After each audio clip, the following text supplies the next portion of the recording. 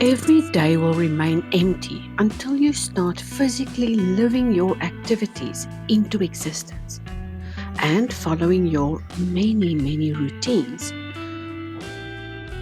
So too, the blank pages in your sketchbook will also remain empty until you start filling them with the lines, shapes, and colors you find pleasing. It also does not have to be moths, of course.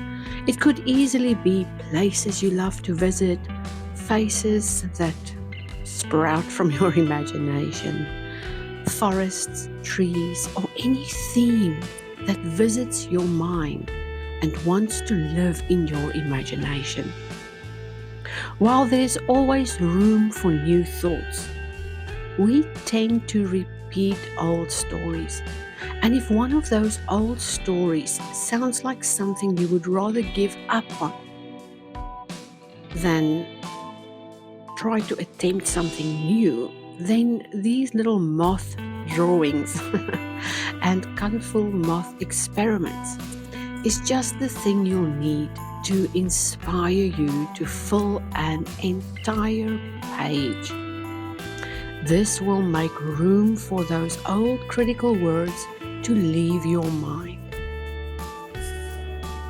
There are days when I also feel a little bit resistant to start anything, let alone fill a whole page.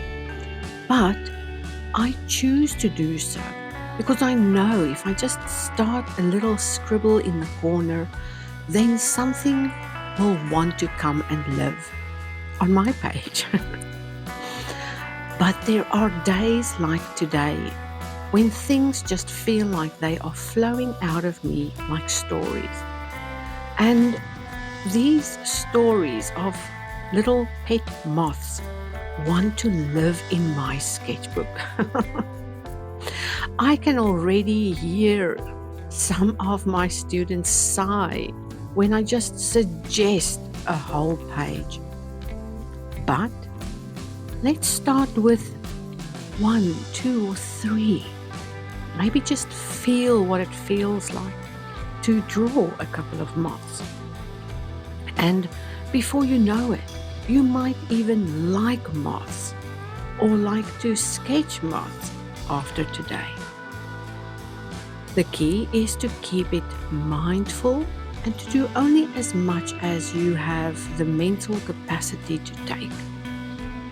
They might even feel like little uncomfortable experiments in the beginning because we tend to want to do them according to what the rule book says a moth should look like. And stepping out of that discomfort is going to help you find a spot on your page for whatever little moth you want to create to live there.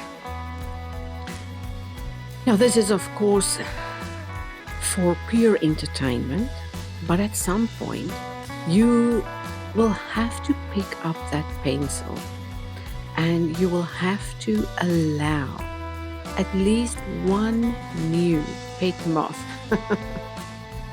to live on your sketchbook page. I mean, you've done all the trouble of coming to your sketchbook and listening to this video today. In the safety of your sketchbook pages, you can find comfort knowing that there is a peaceful escape the minute you start making those marks. It could be to escape from a busy life or just to choose to ignore whatever is going on around you. But this mindful pause will be good for your heart, it will be good for your mind, and it will be good for your creative journey.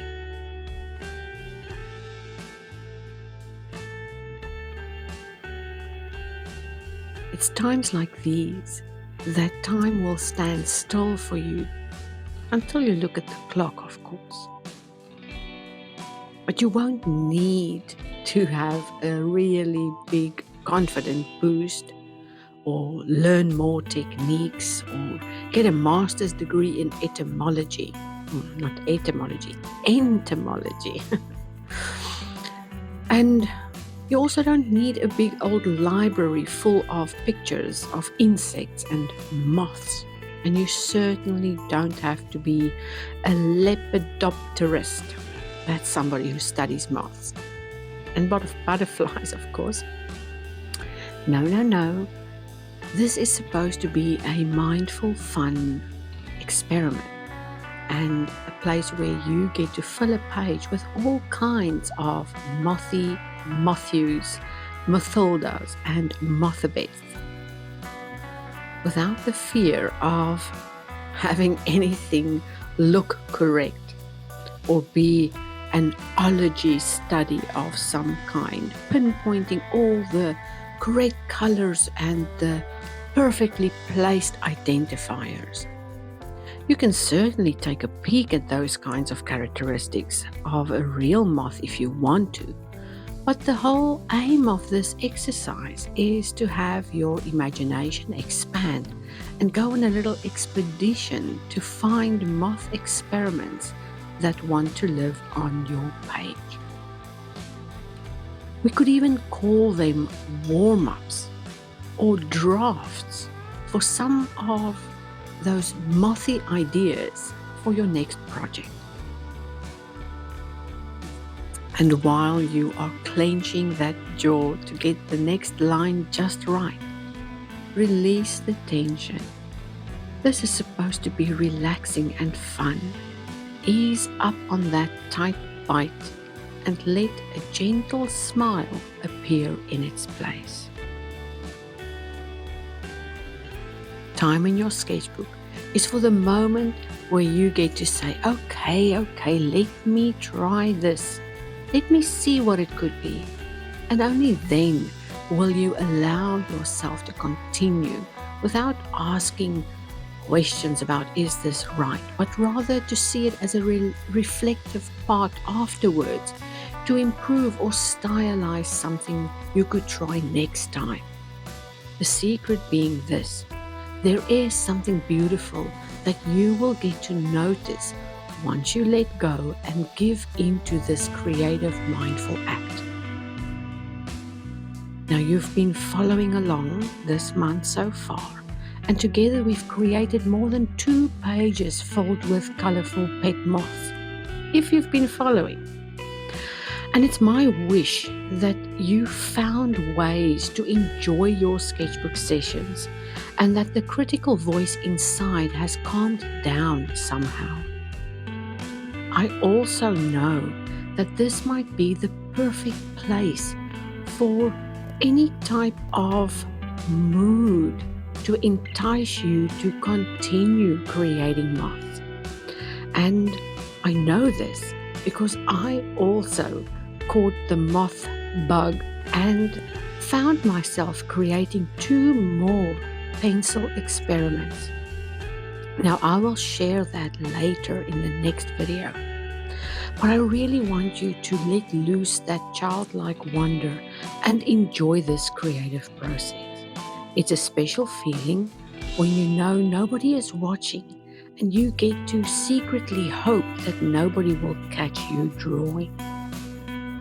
There's nothing more rewarding than enjoying yourself, becoming consciously present in every moment so that you can experience calm, oneness in mind, and moments of peace that you probably wouldn't find anywhere else.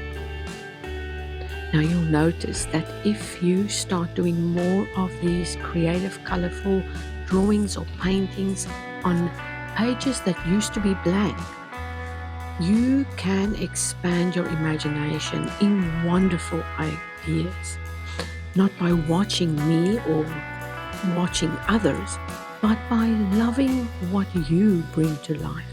Not because there's another trending stream of cool artist supplies you want to try, or more creativity you can access through some kind of magic potion that they promised online, but because the simplest little magic wands, like these coloring pencils, will help you develop greater skills over time and allow you to grow into an adoration of your own work along the journey that will continue to unfold.